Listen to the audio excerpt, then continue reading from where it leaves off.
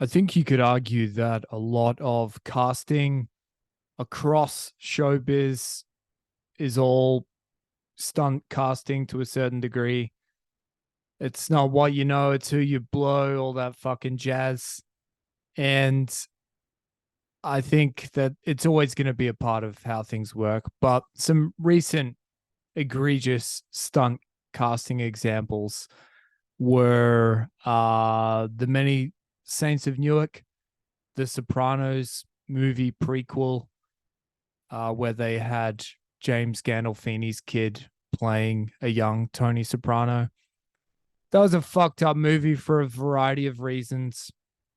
Firstly, I think they fucked up the timeline on the Sopranos subreddit. They were essentially saying that there was no way Tony should have been older or younger. I can't recall which. But anyway, they fucked with the timelines to get to shoehorn young Gandolfini in there. And he did all right, but he wasn't that great, and nor was the movie. And another example would be in that movie Licorice Pizza with Philip Seymour Hoffman, his kid in it. And I thought he did a better job. I had no issues with his performance, but it's one of those things where it's like, was he the best actor for the job? Or was it merely the fact that you're going to get more eyeballs and there's a bit more added weight to the whole production because you've got this like a literal ghost looming over everything?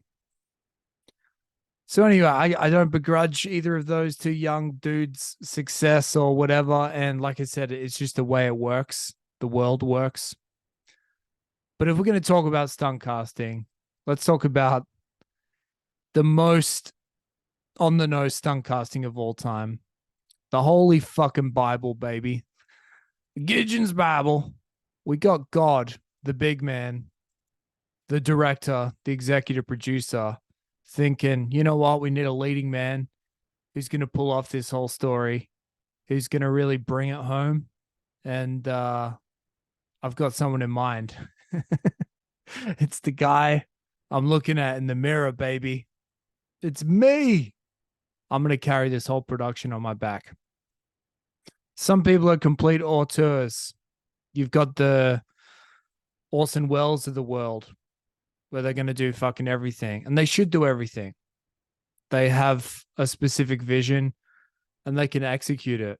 But I'm going to go out on a limb here and say that the whole fucking Jesus story, I reckon they should have brought in someone else. Because, well, let's start. I'm not going to go through, I'm not going to be one of those online atheists who just rattles off a 5,000 bullet point list of all the incongruences you can find within the New Testament. That's not my vibe, man. My vibe is, I'm just going to talk about two things: the beginning and the end. You got the Immaculate Conception. Jesus wants to, he decides that, well, God decides when he was storyboarding, all right, we got to let everyone know that this kid is really special. And maybe a really special start to his life would be to have a virgin mother. So let's have an Immaculate Conception. Immediately, alarm bells are ringing though, because he's fucking his own mother. That's problematic, right? And we can all agree with that. He's fucking his own mother, and there before he's born, and then he comes out. So wrap your head around that one. That's how it all begins. And then he lives his life. And then he's up on the cross at the end, and he's crying out for help. But he just ask yourself, bro. You're the way and the light. You're the dude, bro.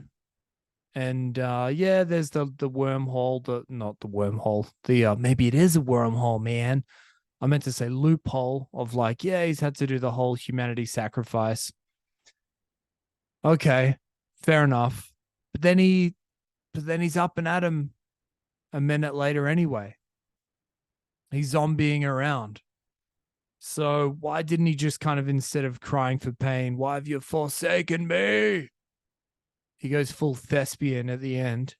That was unnecessary. He should have just stuck to the plan, or at least the metaphor, kept the metaphor consistent in that, like, all right, this is not a pleasant job, but I'm the man for the job. I'm the top dog. I need to lead by example. I'm going to take the pain of the humanity, but then I'm going to do a sick magic trick and rise up shortly afterwards, and to be like, yeah, I'm the man. Check me out. Um, but yeah, he didn't really need to cry out for help if he was the only one who could help him. So what I'm going to do here is I'm going to do the big guy a solid and punch it up. If you were just resolute, if Yahweh was like, "No, I don't care what anyone fucking says. It's my money. I wrote the script. I'm going to be the fucking main man." If he wants to be the leading man in the Jesus tale, here's how you make it a better story. You make yourself Jesus. You go about your life, but you keep it to yourself that you're the big man as well. And then, so everyone just sees your miracles and your benevolent nature, and you're hanging out with the pimps and the hoes and just fucking chilling. You're flipping tables at the market. You're a bit of a dude. And then at the end, it's kind of like it's akin to Fight Club. You are Tyler Durden. You are the big guy as well. So you got to kind of like choose when you let the audience in on certain things. I think that would have packed more of a punch towards the end of the book if you kind of left that up for grabs. So there's my thoughts. To be clear, I was listening to this podcast not so long ago where they were saying that the religious history is that apparently Jesus didn't go around saying that he was the big guy. That's like our understanding now. We've done a few revisions and we've done a few remakes and all that, and that's the current story because it doesn't it didn't really make sense the first time around. So, and it still doesn't. But for those playing at home, I think Jesus was just the kind of hippie Jewish preacher guy, and then all this kind of like stuff got put on him later for those playing at home. But anyway, in terms of just being able to swallow the story, I think that's a better way. They should take the Fight Club approach because it would just have like, if I think back to when I was a kid, they kind of led with the fact that Jesus is God, God is Jesus. The fucking Holy Spirit is basically like the Uber Eats guy, just dropping messages between, ferrying messages. He's a fucking bike messenger, basically.